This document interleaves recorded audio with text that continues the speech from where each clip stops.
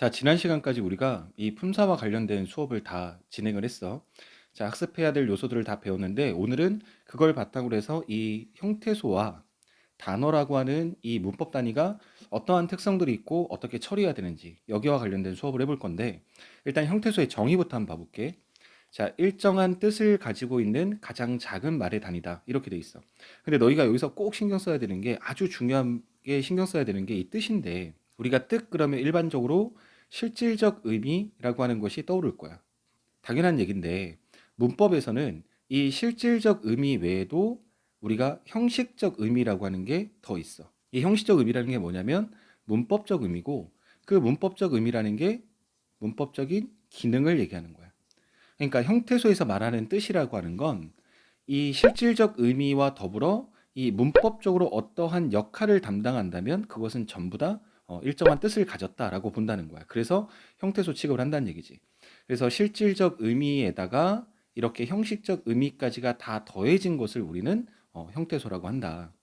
그래서 요 개념을 잘 잡아야 혼동이 없어.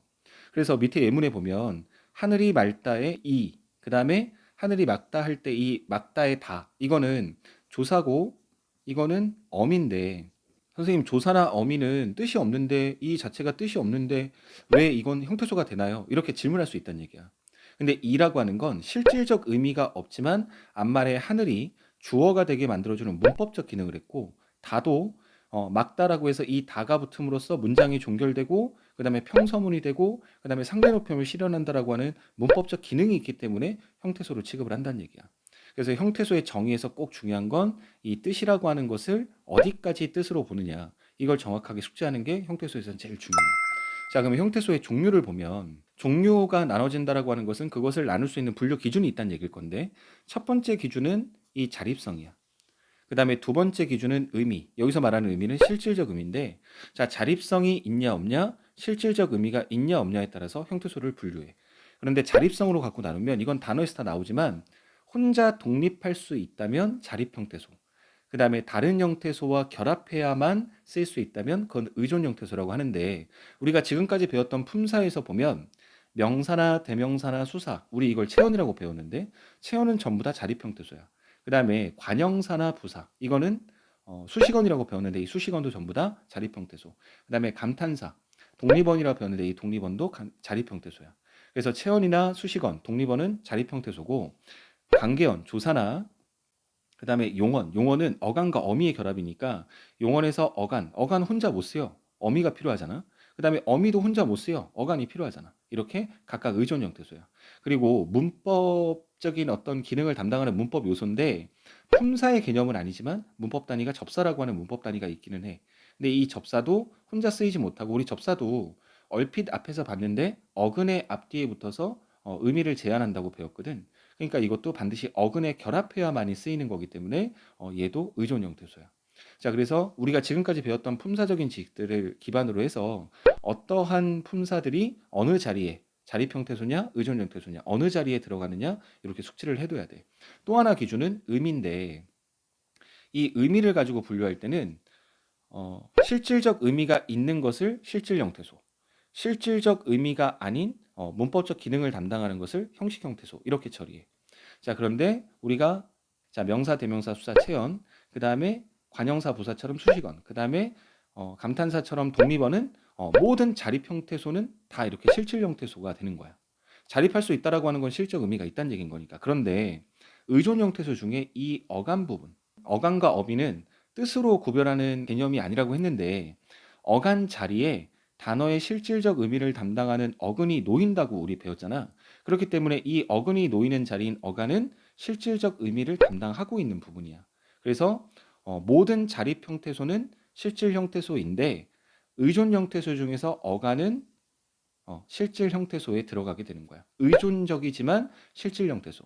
그러면 어간을 제외한 조사나 어미나 접사는 여전히 문법적 기능을 담당하는 부분이기 때문에 형식 형태소라고 불러. 자, 그래서 자립성을 가지고 나눌 수도 있고 그다음에 실질적 의미가 있냐 없냐에 따라서 이렇게 구분할 수 있어. 그러면 이걸 종합해서 한 문장 정도 우리가 해본다면 자, 문장에 철수가 뛰는 길은 매우 좁았다. 이런 문장이 있어. 이걸 형태소를 분류한다면, 자, 단어 차원에서 일단 첫 번째, 그 다음에 형태소를 분류하는 것, 그 다음에 그 형태소가 자립성에 따라, 그 다음에 실질적 뜻이 있냐 없냐에 따라서 우리가 구분을 해본다면, 우리 단어, 이거 예전에 조사할 때 내가 한번 수업을 했었는데, 이 단어는 우리가 어떻게 단어의 수를 센다고 했었냐면, 어절의 수에다가 뭐가 더해진 거라고 했냐면 조사의 수가 더해진 거다. 이렇게 우리 배웠거든. 기억나지? 머릿속에 있어야 돼. 자, 그러면 문장에 보니까 철수가 뛰는 길은 매우 좁았다. 이렇게 철수가 뛰는 길은 매우 좁았다. 다섯 덩어리가 있으니까 오 어절이야. 그럼 여기에서 철수 가할 때 가. 그 다음에 길은 할 때 은. 여기에 조사가 두 개가 있으니까 조사 두 개 더해서 일곱 개의 단어가 돼 있겠네. 자, 보니까 하나, 둘, 셋, 넷, 다섯, 여섯, 일곱 개. 정확하지? 자, 그다음에 형태소를 나눌 때는 철수, 가, 뛰, 는, 길, 은, 매우, 좁, 다 이렇게 나눠지는데 이 안에는 실질적인 의미를 담당하는 것도 있고 그 다음에 형식적인 기능을 담당하는 게 있을 거고 또 자립할 수 있는 게 있을 거고 그 다음에 혼자 못 쓰이는 뭔가에 기대 쓰여야 되는 것도 있을 거야. 우리 철수 같은 경우는 자립했을 수도 있고 실질적 의미도 담당할 수 있으니까 자립 형태소 실질 형태소 맞아. 그 다음에 가는 조사니까 혼자 못 쓰여. 그런데 앞말이 이 철수가 주어가 되게 만들어주는 문법적 기능을 담당하기 때문에 형식 형태소다. 맞는 거지. 그 다음에 뛰는 원래 뛰다가 동사인데 뛰다, 뛰고, 뛰지, 뛰는 동사인데 이 뛰 부분은 어간이잖아. 근데 어간은 어미를 필요하기 때문에 의존 형태소야. 그런데 어간 자리에 단어의 실질적 의미를 담당하는 어근이 놓이기 때문에 실질 형태소라고 봐야 되겠지. 이건 문법적 기능이 아니라 실질적 의미가 이 어간 자리에 놓이기 때문에 실질이고 그다음에 이때 느는 어민데 원래 이 동사 형용사 용어는 서술 기능이 준대. 지금 여기서는 뛰다가 뒤에는 길을 꾸며. 근데 동사는 꾸미지 않거든. 근데 동사가 이 관형사처럼 역할을 바꿔주는 서술 기능이 아닌 꾸며주는 수식 기능으로 역할을 바꿔주는 문법적 기능을 담당했어. 이거를 우리가 전성이라고 배웠었는데 그래서 전성어미라고 배웠잖아. 그러면 전성이라고 하는 문법적인 역할을 담당했으니까 혼자서는 못 쓰이지만 문법적 역할을 담당한 전성어미다. 형식 형태소다. 이렇게 말을 할 수 있겠네. 자, 그다음에 길은 뭐 자립 형태소, 실질 형태소 당연한 거고. 근데 은은 조사인데 조사는 혼자 못 쓰이는 의존이야. 자, 근데 의미적인 보충, 아주 의미의 뉘앙스를 보충해주는 그런 어떤 형식적인 역할을 담당하는 조사의 역할은 형식적인 역할인 거니까 문법적 기능의 역할인 거니까 형식 형태소. 그다음에 매우는 부사인데 자체가 혼자서도 쓰일 수 있고 실적 의미도. 그다음에 좁았다는 어간, 어말어미, 선어말어미네. 자, 근데 어간은 아까 앞에서 띠할 때도 봤지만 혼자서는 못 써요. 어미가 필요하기 때문에. 그렇지만 어근이 놓인 자리이기 때문에 실질 형태소다. 근데 다부터 보면 다는 의존 형태소예요. 어미는 어간을 필요로 하기 때문에 의존 형태소고 자, 그런데 문장을 종결하고 문장의 종류 결정하고 그다음에 상대 높임법 실현하니까 문법적 기능을 담당하는 거야. 그렇기 때문에 형식 형태소고 그다음에 at은 어말어미 앞에 놓여서 과거라고 하는 시제를 나타내는 문법적 기능을 담당하고 있으니까 형식 형태소고 그다음에 선어말 어미는 앞에는 어간이 있어야 되고 뒤에는 어미가 있어야 되기 때문에 혼자서는 못 쓰이는 의존 형태소. 자, 어떻게 나누는지 알겠지?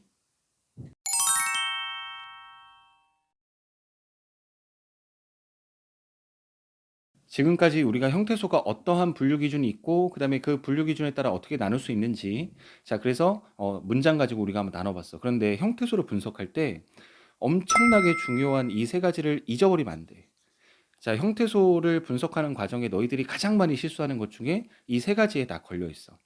자, 그런데 첫 번째는 뭐라고 되어 있냐면 이 축약이 된 형태가 있다면 축약된 형태를 반드시 풀어줘야 돼. 자, 이걸 예를 한번 들어본다면 이런 거야. 할아버지께서 어디 어디에 가셨다. 이렇게 가셨다라고 보면 형태소가 가셨다 이렇게 세 개처럼 보여. 그런데 셔은 요 셔이라고 하는 것은 하나의 형태소가 아니라 자, 너희도 알다시피 가시 얻다 여기에서 이 시와 어시 결합된 형태가 셔이 된 거거든. 근데 시가 들어가서 어떤 높임의 의미, 높임이라고 하는 문법적 기능을 드러내고 어시 들어가서 과거라고 하는 어떤 시제를 나타내게 돼. 그런데 우리가 높임이나 시제를 나타내는 그런 말들을 우리가 선어말어미라고 배웠고, 근데 문법적 기능들을 각각 담당하기 때문에 시는 높임, 엇은 과거 이렇게 각각 담당하기 때문에 이거는 각각의 형태소들이거든. 그러니까 이것은 형태소가 3개라고 말하면 안 되는 거고 형태소가 4개가 되는 거야. 자, 어간의 가, 그 다음에 어말어미 다까지를 포함하면 4개가 돼야 되겠지. 그런데 축약된 형태를 그대로 한 덩어리로 보고 형태소 처리를 잘못하는, 형태소 분석을 잘못하는 학생들이 꽤 많아. 그래서 이건 조심해야 돼. 자, 그다음에 두 번째가 더 너희들한테 헷갈릴 건데, 어려울 텐데, 탈락된 형태소가 있다면 그걸 우리가 형태소 분석할 때는 탈락된 형태를 반드시 복원시켜 줘야 돼. 자, 예를 하나 들어보면 어느 길에 서서 예전에 탔던 차를 뭐 보았다. 만약 이런 문장이 있다면 이때 서서라고 하는 것, 그다음에 여기서 탔던이라는 말, 이런 것들이 조심해야 되는 예문이 될 텐데, 이 서서는 어간이 서다잖아, 서다. 자, 근데 여기에 형태소가 서에 서가 붙은 게 아니거든. 이건 서다에 뭐가 붙은 거냐면 어서가 붙은 거야, 어서. 어서가 붙어서 형태소 처리를 이렇게 해야 된다는 거야. 근데 어간에도 어가 있고 어미에도 어가 있어서 동음이 된 거야. 우리 지난 시간에 불교식 할 때도 이 설명을 했었는데, 동음이 나타났을 때는 어간의 어든 어미의 어든 둘 중 하나가 탈락을 한다 그랬어. 그래서 형태가 이렇게 된 거긴 해. 그렇지만 이 형태를 보고 나서 이것의 형태소를 분석해 봐라라고 했을 때는 역으로 똑같이 이렇게 형태로 만들어 줘야 되는 거야. 원래 있었던 형태. 탔던도 마찬가지야. 이 타다가 원래 기본형이 타다잖아. 타에 쌍시옷이 붙고 던이 붙은 게 아니겠지. 이렇게 붙은 게 아니고 어떻게 해줘야 되냐면 타에 아시 붙고 여기에 던이 붙은 거야. 자, 이렇게 형태소 처리를 해야 된다는 거야. 근데 여기에도 지금 어간에 아가 있고 그 다음에 선어말 어미에도 아가 있어서 동음이 나타나서 그 동음이 탈락된 형태인 거거든.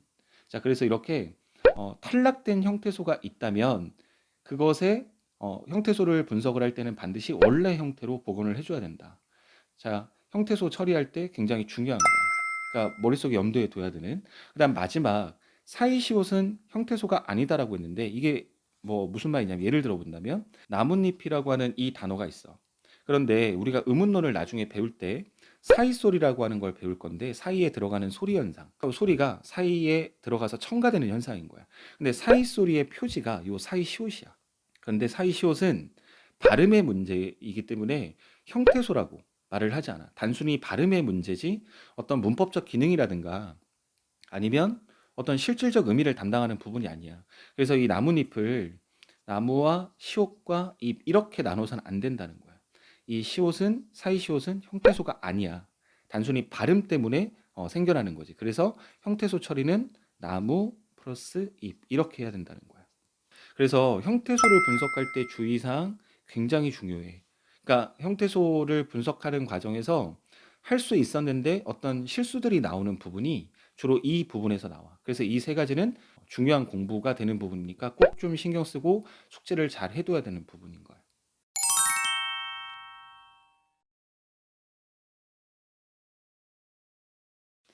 자, 그 다음에 이제 단어를 볼 건데, 우리 형태소를 봤으니까 단어를 볼 건데, 우리 단어도 잠깐 봤어. 우리 품사 처음 시작할 때 단어를 봤는데, 자립할 수 있는 말이나 자, 뭐 전 세계 어디의 언어든 이게 공통 정의라고 했는데, 근데 우리말은 자립할 수 있는 형태소에부터 쉽게 분리할 수 있는 말, 이거를 우리가 더 추가적으로 들어가 있어. 근데 요 자립할 수 있는 말이라는 것이 자립성을 얘기하는 거고, 그다음에 그것이 분리될 수 있다라는 말이 분리성에 대한 얘기인 거야. 그리고 이 분리성에 대한 얘기가 결국 우리 국어에서 뭐와 관련이 많이 되냐면 이 조사와 관련이 되는 거야. 조사는 단어라고 했고 이 조사가 단어가 되는 어떤 특성이 독립성을 가지고 있는 단어에 붙었다 떨어졌다 이렇게 쉽게 분리가 잘 될 수 있다라고 하는 그런 특성 때문에. 자, 그리고 세 번째 보면 우리 국어의 자립성은 감탄사가 자립성이 제일 크고 그 다음에 그 다음으로는 체언, 그 다음으로는 용언, 그 다음으로는 부사, 그 다음에 관형사 순. 자, 이 외에 뭐 관계언이라든가 뭐 이런 것들은 이 자체가 자립성을 가지고 있다고 말할 수가 없기 때문에, 근데 자립성을 가진 단어들 중에는 요렇게 요 순서대로 자립성이 강하다 이렇게 알아두면 될 것 같아. 그 다음에 마지막 부분이 좀 중요한 건데 의존명사. 자, 우리 채용 공부할 때 배웠어. 관용어의 수식을 받아야 쓸 수 있는 명사. 우리가 이걸 의존명사라고 했고 보조용언 배웠지? 자, 본용언 뒤에 붙어서 어휘적인 의미보다는 문법적 기능을 담당하는 용언. 이거를 우리가 보조용언을 했는데 얘네들은 상대적으로 명사나 본용언에 비해서는 자립성이 결여된 게 맞아. 자, 그런데 나타나는 자리가 주로 그 자립 형태소 자리에 나타나. 자, 그래서 출현 환경 자체가 자립 형태소 자리에 나타나기도 하고 의미도 완전하게 문법적인 것만이다라고 말하기가 좀 어려워.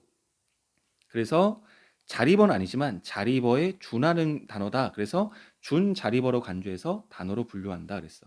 우리가 의존명사 할 때, 내가 의존명사 수업을 할 때 너희들한테 한번 강조했던 건데 다시 한번 우리가 오늘 형태소를 배웠으니까 이 의존명사는 형태소 처리를 할 때 앞에 의존이 붙었음에도 불구하고 자립성 유무로 나눌 때는 자립 형태소와 의존 형태소 중에서 자립 형태소로 취급한다 그랬어. 그 다음에 실질적 의미가 있냐 없냐에 따라서 실질 형태소와 형식 형태소 중에서는 이것도 실질 형태소라고 한다 그랬어. 그러면 앞에 의존이 붙고 관용어의 수식을 받아야만 쓸 수 있다라고 하는 의존성이 있지만 그것을 제외한 나머지 모든 것이 명사의 어떤 성질과 다 동일하기 때문에 이 명사의 성질인 이 자립 형태소와 실질 형태소의 어떤 특성을 다 그대로 부여하는 거야. 그래서 요거는 앞에 의존이란 말이 붙어 있는 이 단어이기 때문에 너희들이 헷갈릴 여지가 있어. 그렇지만 의존 명사는 그냥 명사와 똑같은 형태소를 처리할 때 똑같은 기준으로 처리하니까 이건 다시 한번 그때도 얘기했었지만 여기서도 다시 한번 강조를 하는 거야. 의존 명사는 자립 형태소이자 실질 형태소이다. 자, 그리고 보조 용어는 자립성이 좀 결여되어 있긴 하지만 자립 형태소에 나타나고 그래서 준 자립어로 간주해서 단어로 분류한다. 자, 그리고 마지막 이제 이 형태까지 개념을 좀 봐야 되는데 이 형태도 우리가 앞에서 이미 봤어. 이 형태가 되기 위해서는 조건이 두 가지가 있어야 된다고 했는데 첫 번째 조건은 기능이 같아야 된다 그랬어. 같은 기능을 해야 된다 그랬고 근데 또 하나는 형태가 달라야 된다 그랬어. 다른 형태라 그랬거든. 자, 형태는 다른데 똑같은 기능. 기능은 똑같은데 다른 형태. 이것의 조건이 두 가지가 다 더해져야만이 우리는 뭐라고 하냐면 이 형태라는 말을 써. 자, 그래서 정의 보면 어떤 형태소는 한 형태소로만 나타나지만 어떤 형태소는 자, 얘네들 얘기하는 거야. 어떤 형태소는 환경에 따라 둘 이상으로 나타나기도 하는데 이렇게 의미적, 기능적으로는 동일한데 둘 이상의 형태가 상보적 분포를 보이며 나타난다. 이것을 이 형태라고 한다는데 이 상보적 분포라는 말이 뭐냐면 용어가 좀 어려워서 그런 건데 만약에 A라고 하는 것과 B라고 하는 것이 이 형태 관계가 성립이 돼. 그러면 A는 반드시 X의 환경에서만 나오는 거야.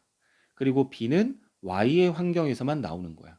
자, 그래서 절대 A는 Y의 환경에 나타나지 않고 B는 X의 환경에 나타나지 않는 거야. 그래서 서로 간에 영역을 침범하지 않기 때문에 배타적이다라는 말을 쓰기도 하고 그 다음에 이렇게 A가 X 자리에 B가 Y 자리에 이렇게 출현을 해야만이 빈자리 없이 완전히 채워진다 그래서 상보적이다라는 말을 쓰기도 하는 거야. 그러니까 모든 이 형태는 상보적 관계 내지는 배타적 관계 이렇게 보는데 그 의미는 이 형태가 서로 자리를 넘나들지 않는다는 거야. A는 X자리, B는 Y자리.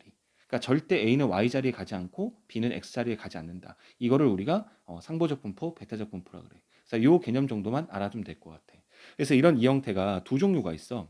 의문론적인 이 형태가 있고 형태론적인 이 형태. 그러니까 형태론적 이 형태는 의문론적으로 만들어지지 않은 것을 형태론적이라고 생각하면 되는데 의문론적이라고 하는 건 의문 환경 때문인 거야. 그래서 지금 여기에 이가 여기에 을을 이건 전부 다 앞말에 받침이 있냐 없냐. 바꿔 말하면 선행하는 말이 자음으로 끝났냐 모음으로 끝났냐에 따라서 똑같은 기능을 하지만 형태가 이렇게 다른 것들을 보여준 거야. 이것만 있는 게 아니라 아라나 어라처럼 이게 명령형 어민데 어떨 때 아라가 쓰이고 어떨 때 어라가 쓰이냐라고 말하면 아라 어라는 똑같은 기능을 해. 근데 글자가 달라. 형태가 달라. 그런데 아라는 아나 오 모음 뒤에 쓰일 때만 아라. 그다음에 어라는 아, 오, 왜 모음에 붙을 때는 어라. 이렇게. 의문적 환경에 따라서 같은 기능을 하지만 이렇게 다른 형태가 나타날 때 이거를 우리가 의문론적인 이 형태라고 한다. 자, 그리고 형태론적 이 형태. 과거에는 꽤 있었는데 과거에 불규칙 현상이 나타나는 것들이 규칙화되면서 이 형태, 형태론적인 이 형태는 열화 정도가 남았어요. 열화. 근데 열화를 우리가 뭐 할 때 배웠냐면 어미가 바뀌는 불규칙의 열화 불규칙 배웠잖아, 우리. 이 열화 불규칙을 배웠는데 이거는 의문론적인 환경 때문에 만들어진 게 아니라는 거야. 어간 하로 끝나는 말일 때만 아라가 열아로 바뀐다 그랬는데 의문론적 환경이라면 앞에 선행보험이 아기 때문에 아라가 와야 되거든. 근데 이럴 때 아라가 오는 게 정상임에도 불구하고 열아가 온 거니까 이거는 의문론적인 어떤 환경 때문에 온 게 아니라 어떤 이 단어 하로 끝나는 하라고 하는 어간으로 끝나는 이 단어의 특성 때문에 나타난 거다 그래서 형태론적 이형태 이렇게 얘기해. 자 그러면 이런 거야. 아라와 어라는 이건 의문론적인 이형태야.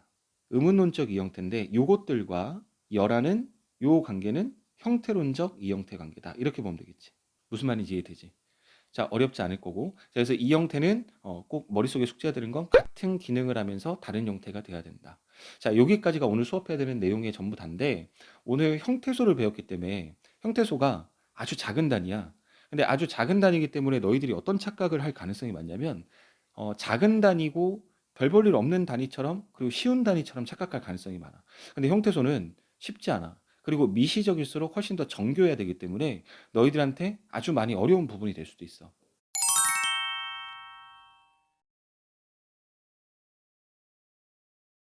자, 형태소가 쉽지 않다라고 하는 거를 너희들한테 보여주는 퀴즈 하나 낼게. 자, 화면 정지하고, 자, 이 예문을 보고, 이 예문을 형태소별로 나눠서 자립 형태소가 뭔지, 그 다음에 의존 형태소가 뭔지, 그 다음에 실질 형태소가 어떤 건지, 그 다음에 형식 형태소가 어떤 건지, 자, 얼른 나눠봐. 자, 나누고 난 다음에 내 설명을 들어봐. 자, 했을 거라고 믿을게. 자, 그러면 형태소 한번 나눠볼게. 방, 형태소겠지? 그 다음에 불, 을. 자, 여기까지는 형태소 처리가 별로 어렵지 않았을 거야. 근데 이것을 어떻게 형태소 처리를 하냐에 따라서 너희들이 여기서부터가 정답이고 오답이 갈리는 거야. 이때 켜는 켜다지. 켜다인데 켜라고 어감만 나왔을 리가 없어. 그래서 우리가 품사적인 지식이 중요한 건데 켜는 켜다의 어간이거든. 근데 이 어감만 어미 없이 쓸 리가 없잖아. 그럼 이때 얘는 켜에 뭐가 붙은 거냐면 연결어미 어가 붙은 거였어. 그런데 이 켜와 어가 결합되는 과정에 이 여가 켜의 여가 이중모음인데 이게 다시 의문을 할 때 배우겠지만 이와 어거든. 근데 여기에 어와 여기에 어가 동음이 된 거야. 그래서 탈락된 거지. 그러면 다시 형태수로 분석할 때 앞에서 뭐라고 했었냐면 탈락된 형태는 복원시켜야 된다고 했거든. 그러니까 이거는 켜 플러스 어라고 형태수를 분석해야만이 정확한 분석이 되는 거야. 자, 그 다음에 귀걸이도 귀지, 그 다음에 걸다고, 그 다음에 명사를 만들어주는 역할, 접사야. 자, 그 다음에 를 조사고, 그 다음에 이 주었다도 형태소를 어떻게 처리하느냐. 개수는 맞을 수도 있을지 몰라도 정확한 형태소 처리가 안 될 수 있거든. 이 주었다는 어떻게 처리가 돼야 되냐면 줍다지 줍다. 줍다에 어시 붙고 여기에 다가 붙었다. 이렇게 형태소 처리를 해야 되는 거야. 원래 형태대로. 자, 그래서 형태소의 총 개수는 둘, 넷, 여섯, 여덟, 열, 13개가 돼야 되겠네. 형태소의 총 개수는 13개가 돼야 되겠고, 그 다음에 단어는 둘, 셋, 네 번 띄었으니까 5어절에 자, 조사 하나, 조사 둘, 조사 셋, 자, 조사가 3개 있으니까 총 8개의 단어가 되겠다. 단어의 수는 8개. 자, 그러면 자립 형태소는 뭐가 있을까? 방, 그 다음에 불, 그 다음에 귀. 이렇게밖에 없겠지. 자, 그 다음에 의존 형태소는 그 다음에 을, 그 다음에 켜, 그 다음에 걸, 를, 줍, 얻다. 이렇게 돼야 되겠지. 그 다음에 그 중에 실질 형태소에 더 포함시킬 수 있었던 것이 자, 켜와 걸, 그 다음에 줍까지가 뭐가 되냐면 실질 형태소가 될 거고 그 외에 나머지는 다 형식 형태소가 될 거야. 자, 근데 이 문제를 맞았으면 다행인데 수업할 때마다 한번 이렇게 퀴즈를 내보면 다 정확하게 딱 이렇게 맞는 학생들이 많지가 않아. 그러니까 형태소가 작은 단위고 어떤 미적인 단위라고 생각해서 쉽다고 생각하는 학생들이 너무 많은 거야. 그래서 형태소는 쉽게 말하면 더 어려워. 다른 어떤 문법 단위들보다. 그렇기 때문에 형태소는 가볍게 봐서는 안 되니까 복습이 더 철저해야 돼. 자, 그러면 오늘 형태소하고 단어를 본 김에 문제를 같이 한번 풀어볼게.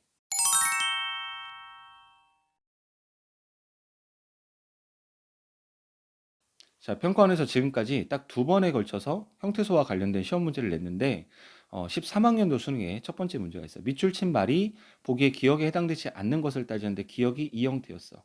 자, 이 형태라고 하는 것 우리 다시 봤지만 뭐였냐면 같은 기능이어야 된다 그랬고 그다음에 다른 형태라 그랬어. 어, 똑같은 역할을 하지만 형태가 다른 것. 자, 그래서 아라와 어라. 그다음에 음연과 면. 그다음에 나나 이나. 그다음에 으로와 로. 이것들은 똑같은 기능을 하면서 형태가 다 달라.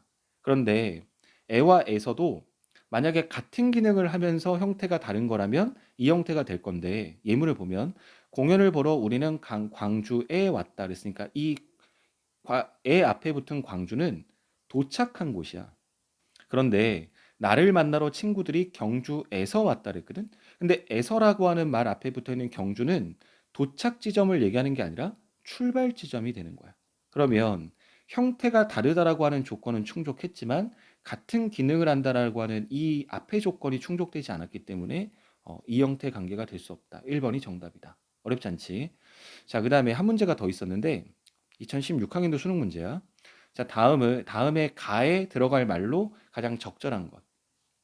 자, 선생님이 뭐라고 했냐면 형태소의 개념이나 유형, 특성에 대해서 공부했다. 그럼 다음 자료에서 밑줄 친 말들이 가지고 있는 공통점이 무엇인지. 이 공통점이 무엇인지 한번 찾아보랬는데 밑줄 친 말들은 모두 가예요. 그러면 이 가 자리에 들어갈 말은 공통점이네.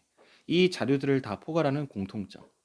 자, 그런데 보니까 하늘은 맑고 바다는 푸르다. 자, 하늘은 맑고 바다는 푸르다. 자, 요거는 조사야. 보조사가 쓰인 거네. 그지? 자, 이제 이런 설명을 하면 품사 공부했으니까 받아들여지겠지. 자, 그의 말은 듣지 않고 내 말을 들어라. 자, 자음의 어미 앞에서는 드스로 디귿 받침을 그대로 갖고 있다가 모음의 어미 앞에 왔더니 들 이렇게 디귿이 리을로 교체됐어. 요거는 디귿 불규칙이었어. 기억나지? 자, 그런데 얘 자체는 듣 자체가 어간이었어. 어간. 자, 어간이었어. 불규칙이 일어난 디귿 불규칙이 일어나는 어간이었고 그다음에 나는 물고기를 잡았지만 자, 놓아 주었다 그랬어. 자, 앞말이 아. 자, 요 at은 잡의 앞말이 아이기 때문에 at을 붙였는데 지금 요 ot은 그 앞에가 아와 오가 아닌 우가 붙었기 때문에 ot을 붙였어. 그런데 얘네가 전부 다 시제를 나타내는 선어말 어미야. 자, 어미네 어미. 자, 하나는 조사, 하나는 어간, 하나는 어미. 자, 뒤죽박죽 자료가 있어. 자, 밑에부터 한번 봐볼게. 단어의 자격을 가지고 반드시 다른 말과 결합하여 쓰이는군요. 그랬어. 근데 조사든 어간이든 어미든 다른 말과 결합해야 되는 건 맞아. 그런데 단어의 자격은 어간과 어미는 단어가 아니었어. 어간과 어미가 결합된 형태가 단어지 어간, 어미는 각각은 단어로 취급하지 않아. 조사만 단어가 되는 거니까 셋의 공통점이라 말할 수가 없네. 자, 그러니까 1번은 정답이 될 수 없고 2번도 단어의 자격을 가지고 그러니까 같은 조건이 나왔으니까 2번도 틀린 거래. 3번 보니까 반드시 다른 말과의 결합하여 쓰이고 자 우리 아까 봤지만 전부 다 단독적으로 쓰이는 게 아니라 의존 형태소였어. 근데 음은 환경에 따라 그 형태가 바뀐다. 자 봤더니 앞말에 받침이 있을 때는 은, 앞말에 받침이 없을 때는 는. 자 음은 환경이야. 그 다음에 자음의 어미 앞에서는 디귿. 그 다음에 모음의 어미 앞에서는 리을. 이렇게 자음과 모음의 어미 이 어미의 차이에 따라서 만들어지는 거니까 이것도 음은 환경이고 그 다음에 아나 오와 같은 양성 모음일 때 at, 그 다음에 그 외에 음성 모음일 때 엇. 자, 그러니까 이것도 전부 다 음을 환경. 두 가지의 조건을 다 충족시켰으니까 3번이 정답이 돼야 되겠다. 그 다음에 4번 보니까 음은 환경에 따라 형태가 바뀐다. 이건 맞아.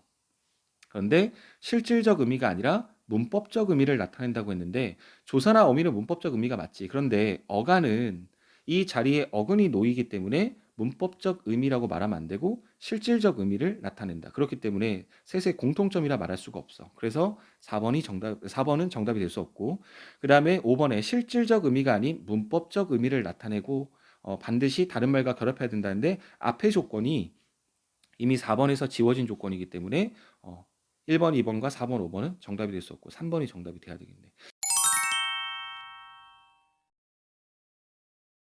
자, 이렇게 수능에서 출제했던 평가원에 출제했던 두 문제까지 포함해서 오늘 형태소와 단어를 정리했는데 오늘 배웠던 부분들이 그렇게 호락호락한 부분은 아니야.